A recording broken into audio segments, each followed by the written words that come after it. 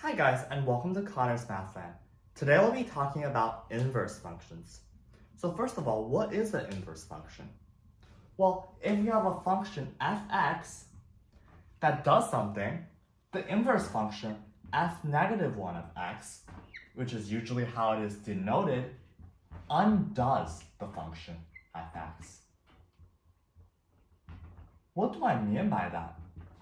What I mean is that the inverse function can be thought of simply as Control Z or Command Z within a computer. Why? Because it undoes the action that was previously done. Let me give a quick example here. If we have a doubling function where f(x) equals 2x, the inverse function would be halving it. Why? Because if we halve something, we are essentially undoing the doubling. More generally, away from an example, we can think about inverse functions as this. If for a set of x values, right, let's say we have 0, 1, 2, 3, 4, these values generate values such as 10, 11, 15, 22, and 1, the inverse function will take the output set as the input and the input set as the output. Why? Because the inverse function has to take the outputs and undo the function so that what you result in is the inputs. In simple terms, if we have a function of x is equal to y, if in function takes in x and outputs y, the inverse function would take in y's and outputs x because it has to erase or undo the function f(x). This leads us into a very interesting property of inverse functions, which is that an inverse function simply has the x and y reversed. Well, what do I mean by this? If the original function f(x) has points x1, y1, x2, y2, x3, y3, etc., the inverse function will have points y1, x1, y2, x2, etc. So the position of the inputs and outputs are switched. In other words, if we have an input set and the output set, domain and range for the original function f(x), the domain or the inputs and the outputs for the inverse function f of negative 1x would be switched, where the output set will correspond to the input set and the input set will correspond to the output set. And this gives us a few interesting properties of inverse functions and makes some computations easier. The first thing is find the equation of an inverse function. Because the x and y's are simply reversed, in the equation, the same thing happens.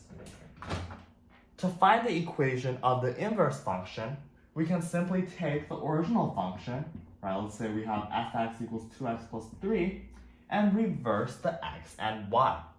Here we can think about f(x) interchangeably with y to make computations easier. And when we reverse it, we get that x is equal to 2y plus 3. Through some computation, we can get that y is equal to x over 2 minus 3 over 2. And this will be our inverse function.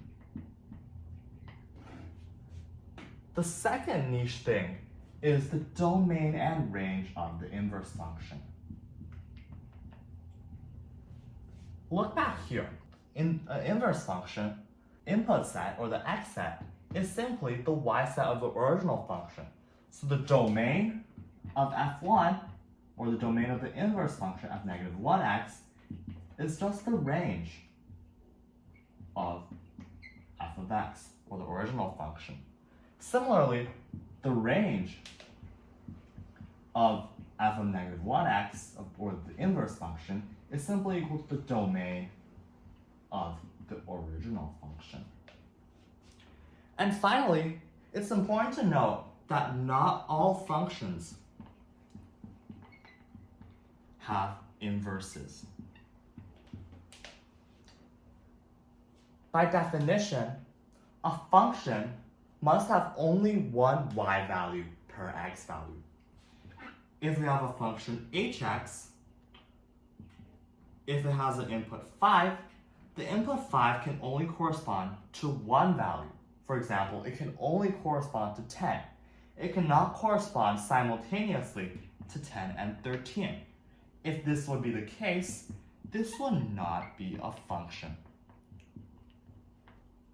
However, a function doesn't dictate that one y value can only correspond to one x value. For example, this function works. If 5 and 7 both result in 10, that is still a function. However, the only caveat for this is that this function no longer has an inverse function. The inverse, why? Because the inverse function, f of negative 1x, will have x value of 10 and the y values of 5 and 7, where 10 would correspond to 5 and 7 at the same time.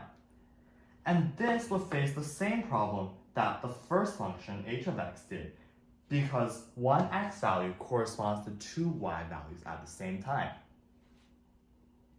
Therefore, if we have an x value that corresponds to two y values, there will be no function. Well, if we have a y value that corresponds to two x value, or the vice versa of that statement, we will have no inverse function. So only if we have the third case, which is that if only one x value goes to one y value and one y value goes back to one x value, there will be an inverse function. And the name of that is really self-explanatory. We call these functions one-to-one functions because there is only one x for one y and also only one y for one x. So we call these one-to-one functions. And one-to-one functions that will necessarily have an inverse. Okay, so this is all for today.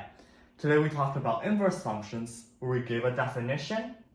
We talked about some properties that inverse functions have x and y values reversed. We talked about how to find the equation and the domain of range.